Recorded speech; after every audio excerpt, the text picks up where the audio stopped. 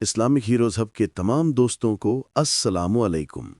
دنیا کی وہ قوم جسے اللہ نے زمین کا سب سے خوبصورت، سب سے حسین، سب سے راحت بھرا حصہ دیا، جہاں ٹھنڈی ہوائیں چلتی تھی، جہاں زرخیز زمین ان کے پاؤں کو چومتی تھی، جہاں بہنے والی ندیاں ان کی پیاس بجھاتی تھی، اور اوپر سے اللہ نے ان پر اپنا ایک عظیم نبی حضرت نوح علیہ السلام رہنما بنا کر بھیجا۔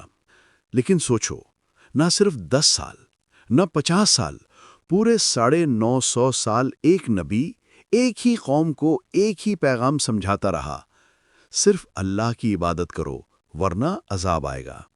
مگر ان کا جواب کیا تھا؟ مذاق، تضحیق، طعنہ۔ اے نوح، چپ ہو جاؤ، ہم نے کسی اللہ کو نہیں مانا۔ اور پھر وہ دن آ گیا جب آسمان کے دروازے کھل گئے اور زمین نے اپنے سارے چھپے ہوئے چشمے اگل دیے اور سب کچھ ایک شدید طوفان میں ڈوب گیا۔ آج ہم جاننے والے ہیں کون تھی وہ قوم جو اللہ کے عذاب کی مثال بن گئی، کیسے ایک نبی نے 950 سال محنت کی، کیسے بنا وہ عظیم کشتی، اور کیسے آیا وہ طوفان جو پوری دنیا کو ڈبا دیا۔ قوم نوح حضرت آدم علیہ السلام کے بعد انسانی تاریخ کی سب سے پرانی اور قوت وار قوموں میں سے ایک تھی۔ یہ لوگ پرانے بیبلون یعنی بابل، آج کے عراق کے علاقے میں رہتے تھے۔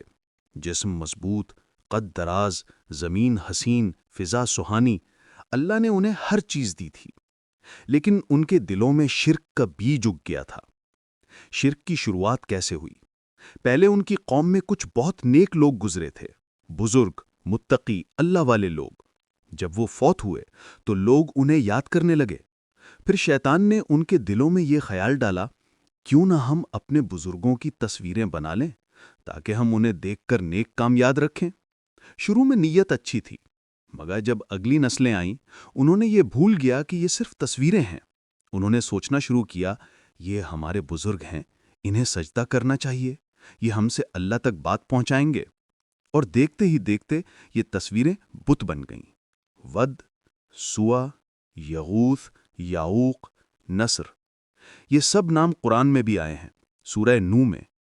یہ لوگ ان بتوں کی پوجا کرنے لگے، ان کے لیے قربانیاں دینے لگے، ان سے دعائیں مانگنے لگے، اور جب کسی نے ٹوکا تو کہتے، یہ تو ہمارے باپ دادا کا طریقہ ہے، ہم اسے نہیں چھوڑ سکتے۔ کچھ پرانی روایت میں اوج بن انق کا ذکر ملتا ہے، ایک عجیب جسم والا آدمی جس کا قد پہاڑوں جیسا تھا، جسم میں بے انتہا طاقت تھی۔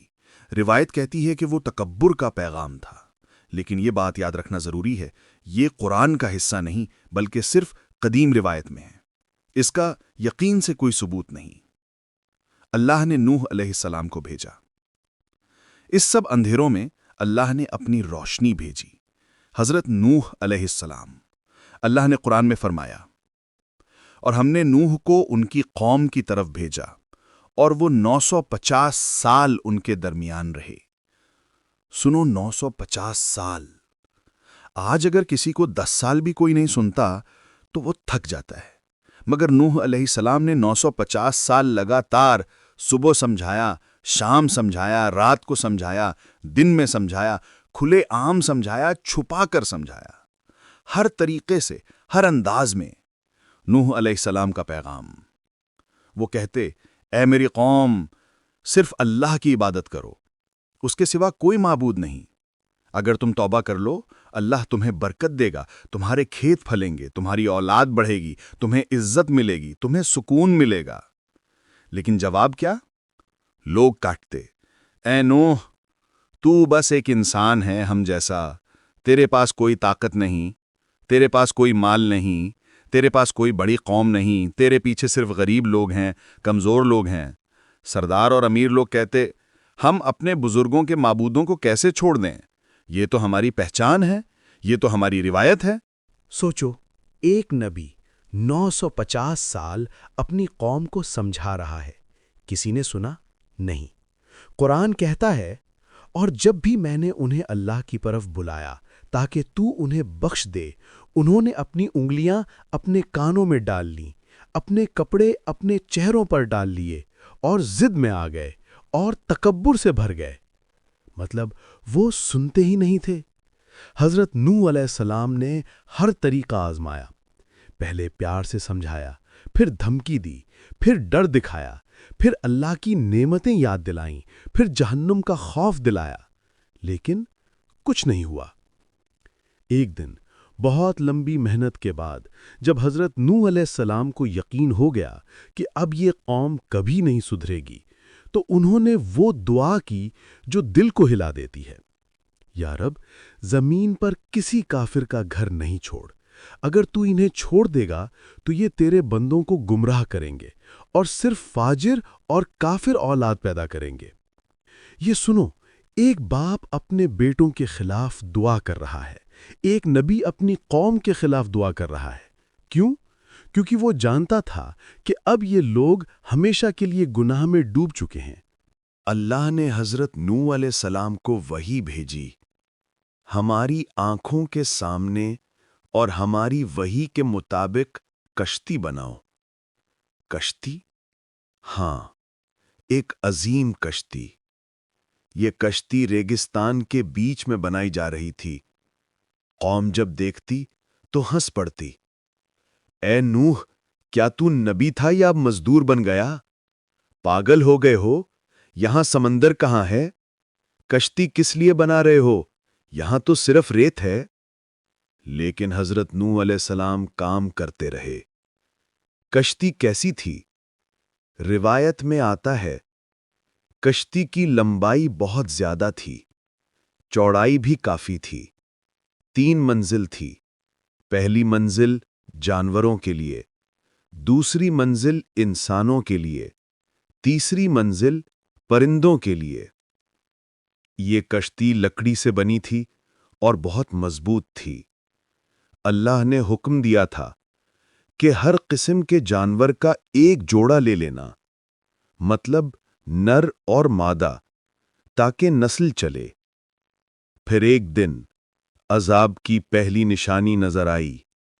اللہ نے قرآن میں فرمایا، جب تندور ابلنے لگے، ایک گھر کا تندور جس میں کھانا پکایا جاتا تھا، اچانک سے پانی ابلنے لگا۔ یہ عجیب تھا، یہ گھبرانے والی بات تھی، لیکن لوگوں نے تب بھی توبہ نہیں کی۔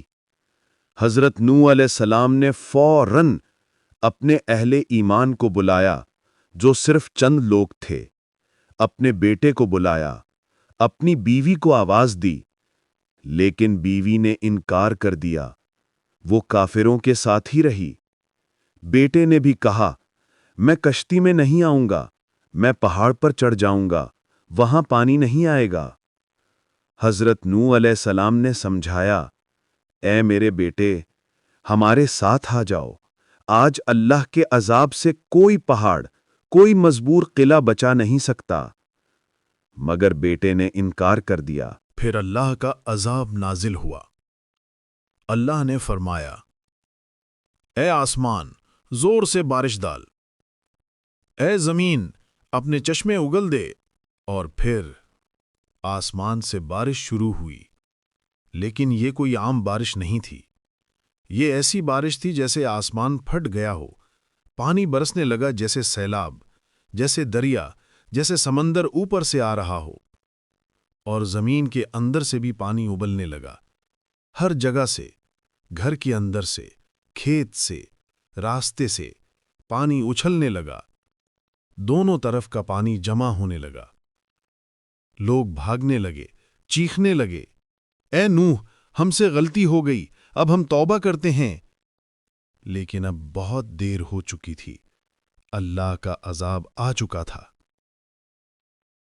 حضرت نوح علیہ السلام کشتی میں سوار ہوئے۔ ان کے ساتھ تھے ان کے 3 بیٹے، سام، حام اور یافس۔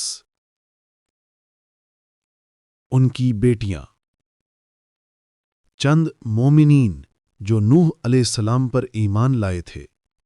کچھ روایات کہتی ہیں کہ صرف 80 لوگ تھے، کچھ کہتی ہیں کہ کچھ زیادہ تھے، لیکن یقین سے یہ کہا جا سکتا ہے بہت کم لوگ تھے۔ 950 سال کی دعوت اور صرف اتنے لوگ ایمان لائے، یہ کتنی دکھ کی بات ہے۔ اور ہر قسم کے جانور کا ایک جوڑا بھی کشتی میں تھا تاکہ بعد میں ان کی نسل چلے۔ طوفان کی لہریں اٹھ رہی تھیں، کشتی ہل رہی تھی۔ حضرت نوح علیہ السلام نے اپنے بیٹے کو آخری بار آواز دی، اے میرے بیٹے، ہمارے ساتھ کشتی میں آ جاؤ۔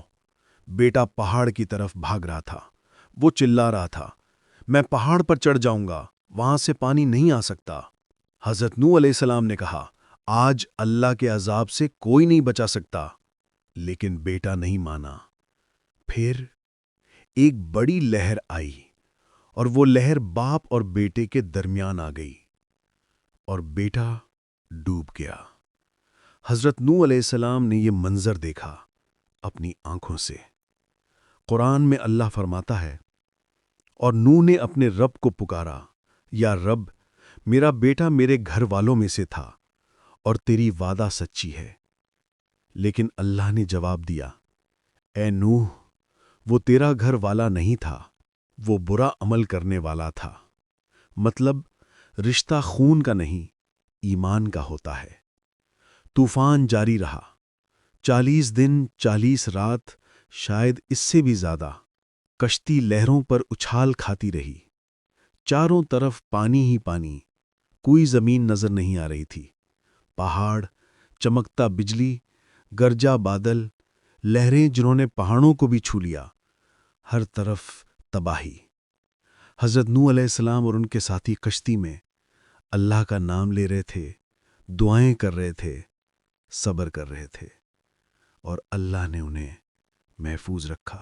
پھر جب اللہ نے چاہا، اللہ نے حکم دیا، اے زمین اپنا پانی نگل جا، اے آسمان تھم جا، اور طوفان رک گیا، پانی زمین میں سما گیا، لہریں ٹھہری، آسمان صاف ہو گیا، اور کشتی ایک پہاڑ پر جا کر رکی۔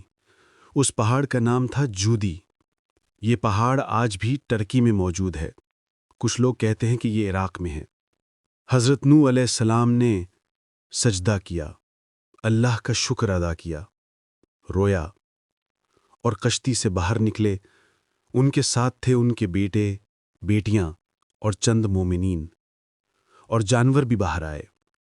زمین پھر سے تازہ ہو گئی تھی، نیا آسمان، نئی زندگی، نیا سفر شروع ہوا۔ یہ بات بہت حیرت انگیز ہے۔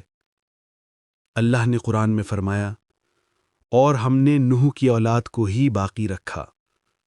مطلب آج دنیا میں جتنے بھی لوگ ہیں، سب حضرت نوح علیہ السلام کی اولاد سے ہیں، چاہے وہ عرب ہوں، عجم ہوں، کالے ہوں، گورے ہوں، پاکستانی ہوں، امریکی ہوں، سب کی نسل حضرت نوح سے جاتی ہے۔ ان کے 3 بیٹوں سے، سام، اس کی اولاد سے عرب اور عجم آئے، حام، اس کی اولاد سے افریقہ کے لوگ آئے، یافس، اس کی اولاد سے یورپ اور ایشیا کے لوگ آئے۔ سبحان اللہ۔